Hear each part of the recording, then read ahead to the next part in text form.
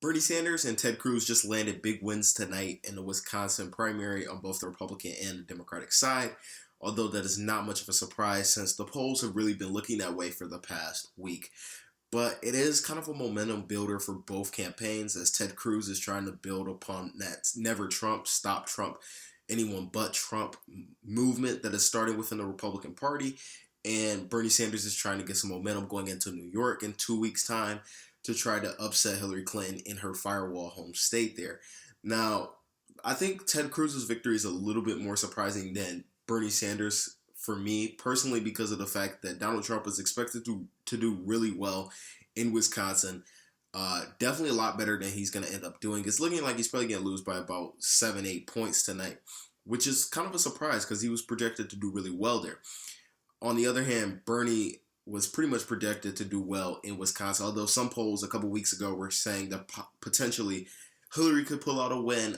I definitely think the demographics of the state more so align with what you've seen Bernie win. Very white, lots of college students, things like that.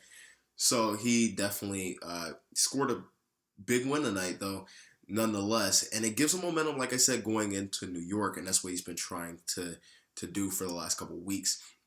Now, in terms of delegate math, at this point, both front runners on both sides, the Donald Trump on the Republican side and Hillary Clinton on the Democratic side, still have leads of over 200 delegates. So at the end of the night, no matter what, Bernie's probably just get cut into Hillary's lead by about 8 delegates, and Trump is probably going to lose about 8 delegates or so to in terms of the lead that he has over Ted Cruz. So not much of a loss for either front runner, but still momentum is key in this race.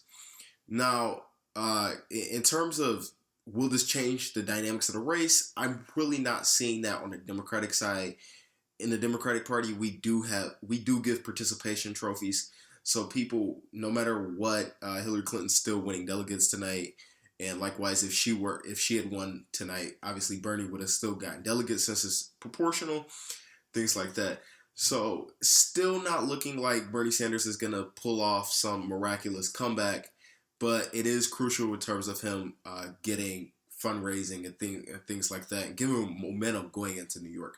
Ted Cruz, on the other hand, this was very important for Donald Trump because now his road to clinching all out the 1270 that he needs in order to get the Republican nomination without having to go to a broker convention, it really becomes a tight road right now. He has to garner over 60 or 65%, I think, of the remaining delegates out there.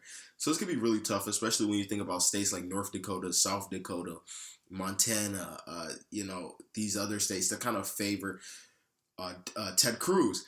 So we're going to have to see where that goes. But I still think he has a chance to clinch that outright.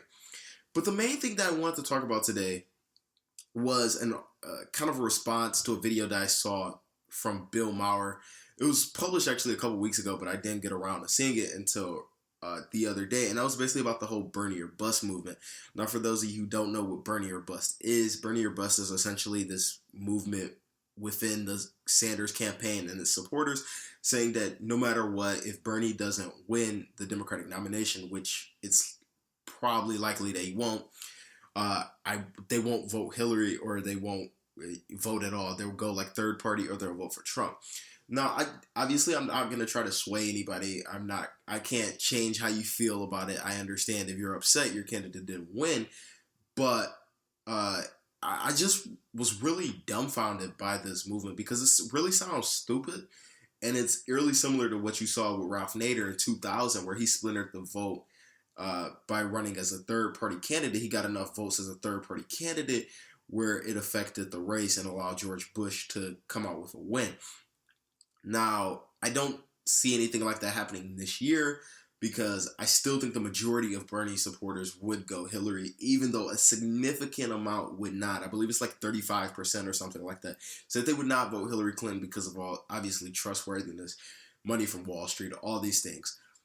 And I get that. I understand that you may be turned off by that, but I completely agree with what Bill Maher was saying, and that's that. If you're a Democratic voter, no matter who's the Democratic nominee, they're going to be 1,000 times better than a Republican nominee. just going off of what Bill Maher was saying and what most Democrats would feel. So to vote for a Republican or to vote third party is very, I mean, you might want to consider that. I consider that pretty stupid because of the fact that, I mean, I don't want to say it's a wasted vote because no vote is ever wasted. But at the same time, I mean, are you really helping the Democratic Party? I mean, I've heard people say that they want, if they can't get Bernie, they want the country to burn, which is like really stupid and it's very immature, to be honest. Uh, Now, the majority of the people that I see saying this are people on the internet, and I understand that's a very small fraction of the people that would, of Bernie supporters. So I'm not trying to generalize all Sanders supporters, but I'm saying that if you are one of these Bernie or bust people, you might want to just consider what I'm saying. Obviously I can't change your mind or anything.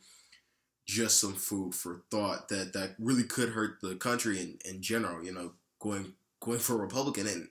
And on another note, how could you vote for someone who's shown like fascist tendencies when you're supporting a democratic socialist? So that just really, I don't know, it really got under my skin. But going back to like the actual Democratic race and the state of the race, Bernie Sanders, I think at this point he's gonna have to. Well, he's not gonna come out and say it. He's obviously not gonna drop out. They've just scheduled a new debate next week, next Thursday in Brooklyn. But what I think that the Sanders campaign may start doing is more so going towards being a candidate, a message candidate, rather than being a candidate for president, because of the fact that Bernie Sanders would have to win every state out. I mean, no, let me start over. If Bernie Sanders did win every state going forward 55-45, which is like the average that he's held throughout this primary season, it still would not be enough to overtake Hillary Clinton's lead going into the convention. He would still be trailing by a pretty decent margin. So that's just some food for thought. So Bernie is going to have to start winning states like 60-40, and he's not going to be able to do that because the states going forward, contrary to popular belief, really more so favor Hillary Clinton, with the exception of maybe California and a couple western states, like Oregon and things like that, really favor Hillary Clinton more, going like for an establishment, more centrist Democratic candidate. So I know the Sanders campaign is saying like, hey, we can compete in New York, things like this. I really can't see that, especially given it's like her backyard. The other big ones are Pennsylvania, New Jersey, California. California, I think he has a chance of winning, but still, it's not going to be enough to overcome that lead. It's not going to be a big enough margin where where super delegates are going to be like, hey, maybe we should switch to this guy.